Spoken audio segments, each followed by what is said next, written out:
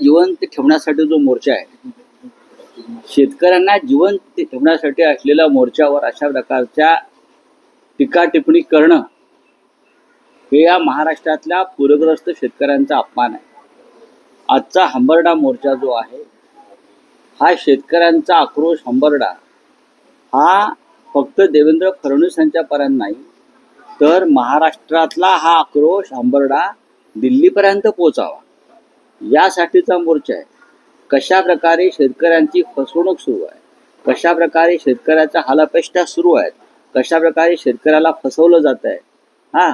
सुलतानी आणि अस्मानी दोन्ही संकटाशी मराठवाड्यातला शेतकरी कसा आत्महत्या करतोय, पॅकेजच्या नावाखाली कसे दुर्फेक केली आहे. 31,000 कोटीचं पॅकेज काय आणलंय देवेंद्रजींनी मला सांगावं. हे पॅकेज फार तर 5,500 ते 6,000 कोटीचं आहे, बाकी सगळे धुळफेक आहे. त्याच्यावरती आज मी इथे जास्त बोलणार नाही. मोर्चा प्रचंड होईल. आमचा आक्रोश, आमचा हंबरडा देवेंद्रजीपर्यंत गेला तर त्याच्यावरती विचार करतील. भारतीय जनता पक्ष निगरगट्ट मनाचा पक्ष आहे, निर्डावलेला मनाचा प्रश्न आहे, ठेकेदारांचा पक्ष आहे. त्यांना शेतकऱ्यांची काय चिंता आहे. तर तो आज आम्ही चाललोय. उद्धवजी येत आहेत, उद्धवजी ठाकरे यांच्या नेतृत्वाखाली हा एक विराट मोर्चा फक्त मराठवाड्यातल्या राज्यातल्या शेतकऱ्याला न्याय देण्यासाठी आम्ही काढतो आहोत. काय केलं मला सांगा. 50,000 हेक्टरी ही मागणी आहे शेतकऱ्याची.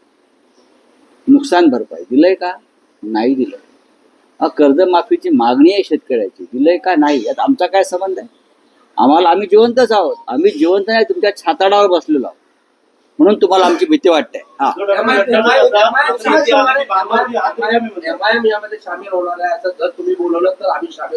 बघा, याच्यामध्ये या मोर्चाचे जे आयोजक आहेत ते अंबादास दानवे आहेत, विरोधी पक्ष नेते, माजी शिवसेनेचे नेते आणि तिकडलं संपूर्ण शिवसेनेचं नेतृत्व, त्या चंद्रकांतजी खैरे असतील, इतर सगळे पदाधिकारी, आमदार, खासदार हे आयोजक आहेत.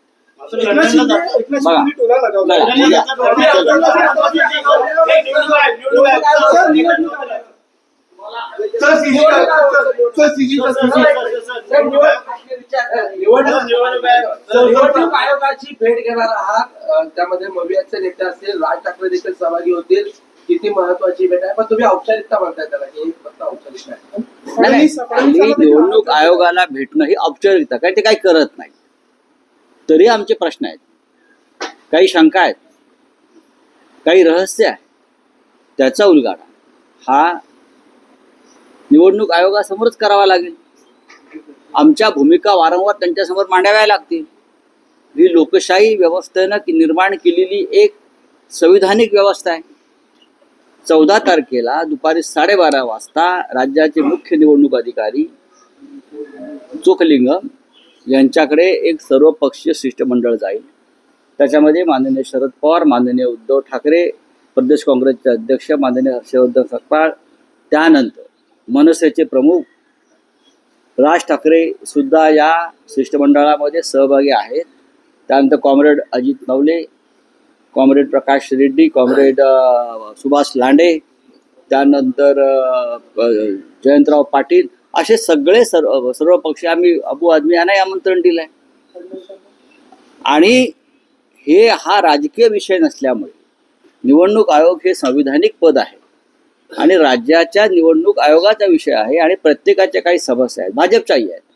त्याच्यामुळे आम्ही देवेंद्र फडणवीस हे एका पक्षाचे नेते आहेत, मुख्यमंत्री नाही. तर तुम्ही सुद्धा फडणवीस साहेब या. त्यानंतर इतर जे 2 त्यांच्या युतीतले पक्ष आहेत, अजित पवारांचा आणि मिंध्यांचा, त्यांनाही आम्ही पत्र पाठवलं आहे की हे बिगर राजकीय शिष्टमंडळ आहे. निवडणूक आयोगासमोर प्रत्येकानं आपल्या भूमिका मांडायला पाहिजे आणि आपण सगळ्यांनी यावं.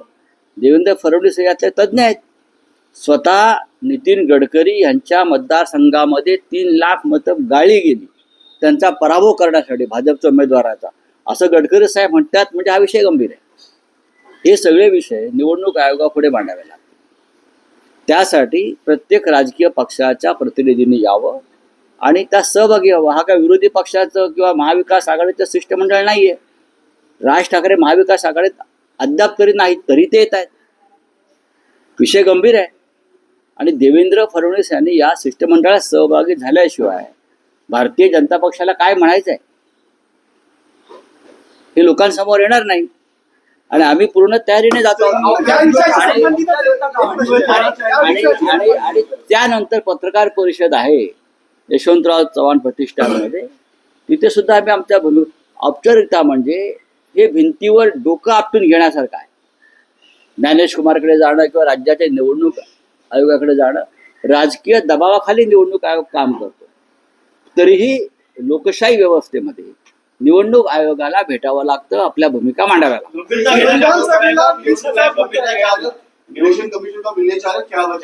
इलेक्शन कमीशन ऑफ महाराष्ट्र मुख्य निवडणूक अधिकारी है, उनके पास हमारा डेलीगेशन जाएगा, all party delegation. All party में सिर्फ अपोजिशन नहीं रहता है, सब रहते हैं. तो हमने इस डेलीगेशन में आने का न्योता महाराष्ट्र के मुख्यमंत्री बीजेपी के नेता देवेंद्र जी फडणवीस को दिया है. इस डेलीगेशन में माननीय शरद पवार, उद्धव ठाकरे जी, कांग्रेस के स्टेट प्रेसिडेंट हर्षवर्धन सकपाल और राज ठाकरे जी भी इस डेलीगेशन में है. कॉमरेड नवले है कम्युनिस्ट पार्टी के, कॉमरेड सुभाष लाडे है मार्क्सवादी कम्युनिस्ट पार्टी के, जैन पार्टी, सभी लोग उसमें शामिल हैं. तो भारतीय जनता पार्टी एक प्रमुख पार्टी है, सत्ताधारी पार्टी है. तो अगर आपकी कुछ बात कहनी है, आपको कुछ बात रखनी है आयोग के सामने, तो आप भी आ सकते हैं. हमने तो खुला न्योता दिया है, हमने लेटर भी लिखा है उनको सबको. सीजी गवई के अपमान के खिलाफ पंजाब में मामला दर्ज हुआ है, तो महाराष्ट्र में कोई मामला दर्ज नहीं हुआ. इस बारे में क्या कहना है सर आपका? देवेंद्र फडणवीस ने मामला दर्ज करना चाहिए, मुख्यमंत्री है, नागपुर के हैं, गवई साहब भी नागपुर के हैं. तो हमारे मांग रहे कि आप मामला दर्ज करो. फार्मर्स को लेके मोर्चा हो रहा है सर आता मातोश्री सर मातोश्री